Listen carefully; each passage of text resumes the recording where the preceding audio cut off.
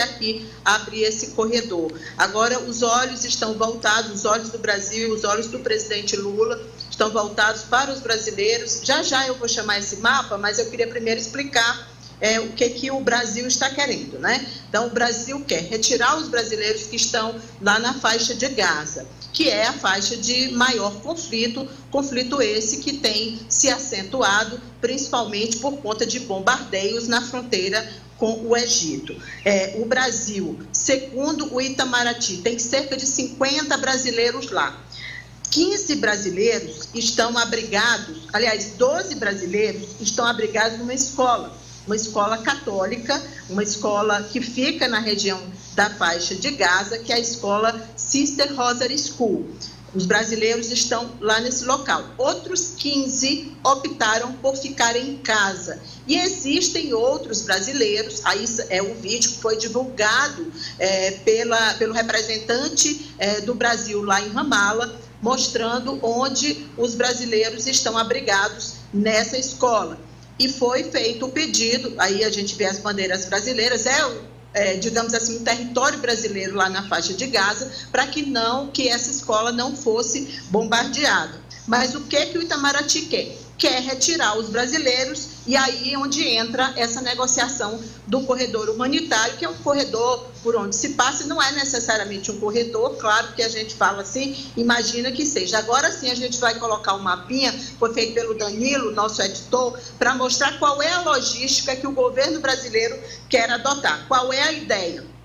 A ideia é tirar os brasileiros da faixa de Gaza, pelo norte da faixa de Gaza, até o ponto de passagem em Rafa. E de lá, aí sim, o ônibus foi mais rápido do que eu, seguirá para o Cairo, também por via terrestre. Será um ônibus identificado, um ônibus devidamente identificado, para que os combatentes saibam que ali está passando um ônibus que faz parte dessa negociação diplomática do corredor humanitário com os brasileiros. De lá do Cairo, aí sim seria, na logística do Itamaraty, mais fácil.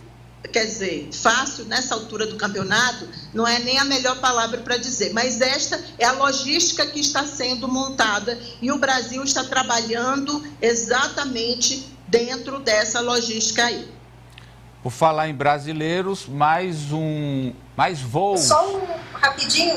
Pois não, só para, como a Cíntia falou, que a Cíntia tem falado sobre esse processo do Brasil de trazer, né, de levar os brasileiros. E só para lembrar que como o governo brasileiro agiu rápido, para a gente comparar com o governo da Grã-Bretanha, o governo do Reino Unido, mais especificamente, que é bem mais perto, só hoje, Amadeu, eles estão enviando o primeiro avião para retirar os cidadãos. Então, olha, o governo brasileiro aí agiu rápido.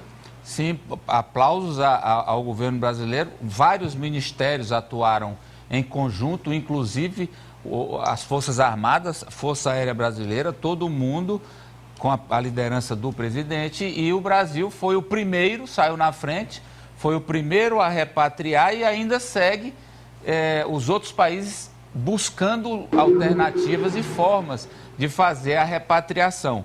Mas eu dizia, Cíntia, que o Brasil, você está tendo aí ao lado, essa imagem aí na tela grande, a faixa de Gaza ao vivo. Dá para encher a tela para a gente saber se está tendo bombardeio nesse momento. A Socorro, muita fumaça, a informação que chega. A Socorro já informou que essas luzes que vocês veem são de geradores, porque o fornecimento de energia está cortado. O que está funcionando aí é através de gerador, que também não se sabe quanto tempo ainda eles têm combustível para seguir funcionando, né, Socorro?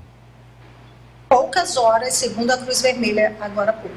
Inclusive os São hospitais. poucas horas, Amadeu. Inclusive hospitais, Inclusive, né? Nos hospitais. E Israel declarou, Amadeu, que já usou 4.000 toneladas de explosivos desde o último sábado.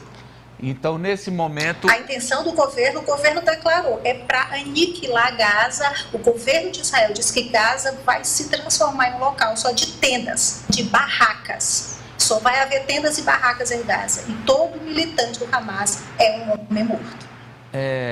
Bom, que que todo militante seja um homem morto, do Hamas, ok, na declaração de guerra de Israel, que foi o país agredido. Agora, nem todos aí da faixa de Gaza, isso aí não precisa ser especialista para concluir que são mais de 2 milhões de habitantes, nem todos fazem parte do... Metade tem menos de 15 anos. Será que são eles todos terroristas do Hamas? Claro que não. Cíntia, então, mais aviões repatriando, trazendo brasileiros de volta para casa. O avião já chegou ao Brasil. Aliás, está voando nesse momento. Aí a gente vê o embarque em Tel Aviv. É sempre muito emocionante o embarque dos brasileiros. E em todas as aeronaves a gente sempre vê pessoas com dificuldade de locomoção. Pessoas, né, de todas as cidades estão sendo repatriados nesse momento. A gente tem um vídeo que mostra, inclusive, dentro, no último vídeo que eu mandei, que aí a gente vê rezando. Nesse grupo aí tinha 12 potiguares que chegaram já no Rio Grande do Norte. Esse sim é o último que está voando nesse momento.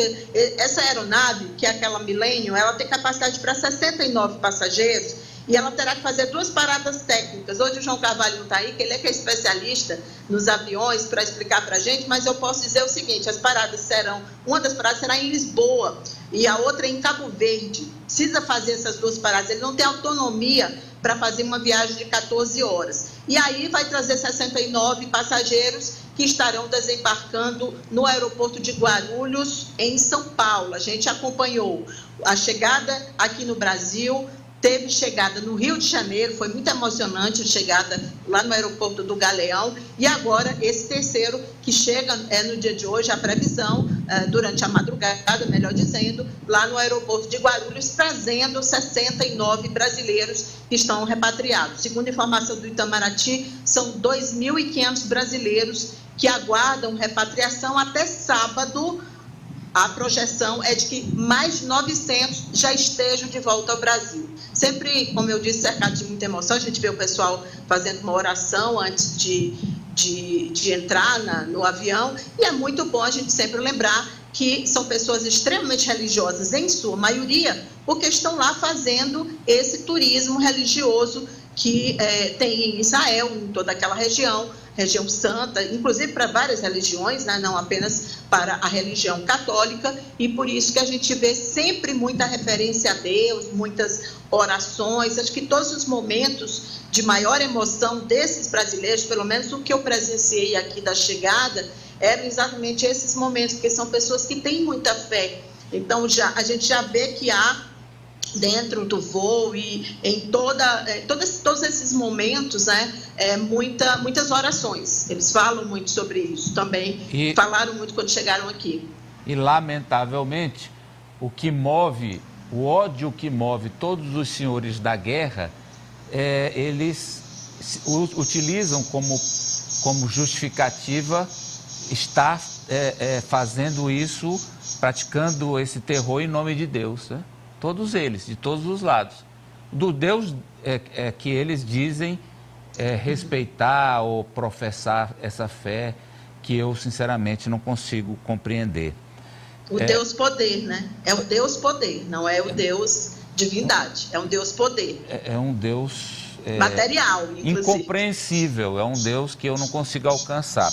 Bom, Socorro, vamos voltar a Israel e uma situação política interna.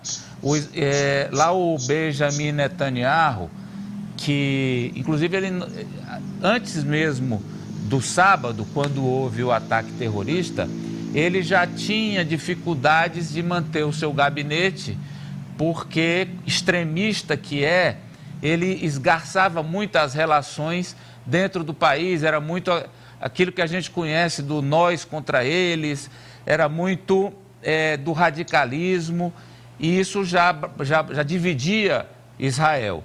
E agora, depois, com o ataque, ele teve que compor com a oposição e fez um gabinete híbrido. Como é que está funcionando isso e quais são os números dessa pesquisa feita por institutos israelenses sobre como é que o povo vê o ataque e as responsabilidades do primeiro-ministro Netanyahu. Antes dos ataques do Hamas no último sábado, Israel era bastante dividida, foi difícil formar esse novo governo. Depois dos ataques, Netanyahu não tinha outra alternativa a não se unir à oposição e formaram um governo, uma frente só, para combater nesse momento, inclusive só fazendo parêntese, as forças de defesa, o exército de Israel assumiu hoje que falhou, já fez a meia-culpa, falhei, vamos investigar, mas agora é hora de combater o inimigo. Bem, Amadeu, tem algumas pesquisas circulando, uma que foi publicada, mas infelizmente, como eu não consegui verificar, e eu faço questão absoluta de só trazer para a gente o que é totalmente verdadeiro e verificável, é que essa última pesquisa relacionada à Universidade de Tel Aviv diz que 94% dos habitantes de Israel culpam o governo pelos ataques, que 56% querem a saída de Netanyahu. Então, os números são totalmente desfavoráveis ao primeiro-ministro. Mas como eu não consegui verificar, Amadeu, então acho que a gente vai passar essa.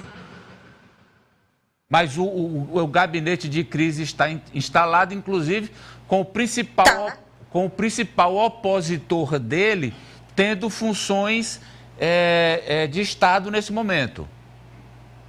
Isso, estão trabalhando juntos. Essa grande união de todos os políticos. A meta agora do governo é ninguém tem partido. O partido é Israel, o inimigo é o Hamas e vamos juntos combater o inimigo. Aliás, há um inimigo também do planeta que precisa ser combatido lá e aqui no Brasil, mas eu começo com você, Socorro, que são as fake news, que tornam a guerra terrível, ainda mais sangrenta. O volume de desinformação que circula na internet é alarmante e preocupa a União Europeia. Não só o volume, como vídeos violentos associados ao Hamas que fazem apologia ao Hamas. Então, a União Europeia já está notificando aos donos, as redes sociais, para que retirem esses conteúdos vinculados, associados ao Hamas. Por quê? Porque aqui é considerado material terrorista, que o Hamas é considerado pela União Europeia um grupo terrorista. A rede social mais recente a ser notificada foi o TikTok. A empresa tem 24 horas para obedecer a lei da União Europeia. A União Europeia que já notificou também a empresa Meta, que é a dona do Facebook, do Instagram. Inclusive o Instagram respondeu, e a Meta respondeu dizendo que tem funcionários que falam fluentemente hebraico e árabe e eles estão monitorando a situação para que não surjam publicações de desinformação aconteçam nas redes sociais. O Twitter, ou X, ou X, foi a primeira rede social notificada pela União Europeia, isso ainda na terça-feira. A União Europeia diz que são muitos vídeos violentos de terroristas. A empresa Twitter, o Elon Musk, respondeu dizendo que toma todas as medidas para remover, inclusive afirmou que foram milhares de contas que foram criadas desde o último sábado, quando começaram os ataques. Eles já removeram esse conteúdo que circula, segundo a União Europeia, é qualificado terrorista, ilegal e precisa ser removido de acordo com a Lei de Serviços Digitais. Essa lei que entrou em vigor recentemente nos 27 países da União Europeia e que prevê uma multa de até 6% de todo o volume global de negócios da empresa, que é muita grana, ou até a suspensão do serviço. Amadeu. E agora, das fake news internacionais, pois não, Apoliana? Porque um trabalho de checagem que é feito aqui no Brasil, por exemplo, pela agência Lupa, só para citar algumas das fake news que já circularam, tanto aqui no Brasil como relacionadas aos fatos lá em Israel, na faixa de Gaza, por exemplo, decapitação de 40 bebês. É uma informação confusa, é uma informação que não se tem confirmação, mas que está circulando bastante no WhatsApp. São fatos controversos. O fato daquele vídeo de crianças em gaiolas, por exemplo, aquelas imagens sequer foram filmadas em Israel, as crianças sequer foram capturadas lá em Israel. É um vídeo anterior ao conflito atual no Oriente Médio. Foto que circula no WhatsApp, por exemplo, do Lula com um homem que se diz que é o chefão do Hamas. Também não se trata disso. Então, a agência são várias as agências no Brasil que estão trabalhando com isso, com checagem de fatos. Então, existem já esses veículos e a gente, como cidadão, como comunicador aqui, sempre é bom dar uma olhadinha. E você que está em casa também pode consultar esse tipo de ferramenta. A Cíntia, além desses... O jornal americano New York Times fez uma postagem sobre isso.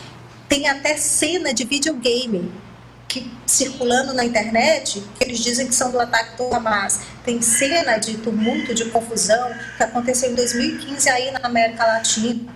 Então, realmente é um mar, é uma absurda quantidade de desinformação.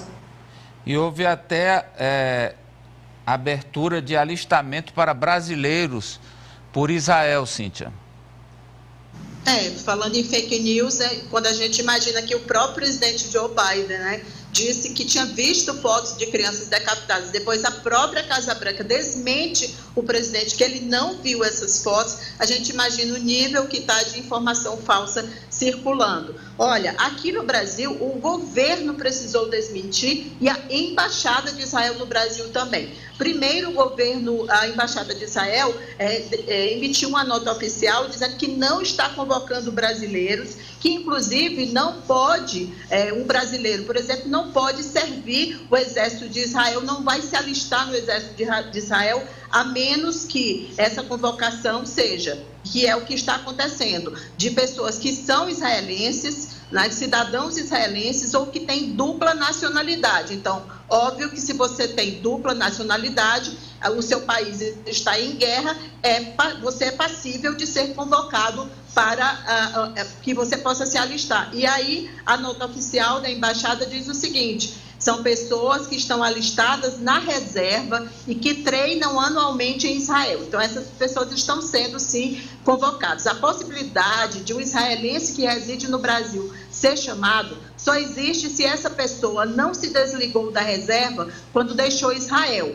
Eles precisam se desligar, mas algumas pessoas esquecem, fecha aspas, disse a Embaixada de Israel. O que é mais curioso, Amadeu, é que a gente até imagina que os brasileiros deveriam, nesse momento, estar procurando saber como faz para entrar na Força Aérea Brasileira, por exemplo, que está mostrando para o mundo como é que se repatria os seus cidadãos e que, sim, é um grande exemplo, mas não. Mais de 100 brasileiros mandaram e-mails para a Embaixada querendo se alistar para a guerra. A gente até tinha um vídeo mostrando uma das cerimônias dos brasileiros que vivem em Israel e que servem ao Exército, mas uma outra situação, numa condição totalmente diferente. A segunda fake news que levou o governo brasileiro a fazer um desmentido oficial em relação à Embaixada da Palestina no Brasil. Circula uma fake news, ela não é nova,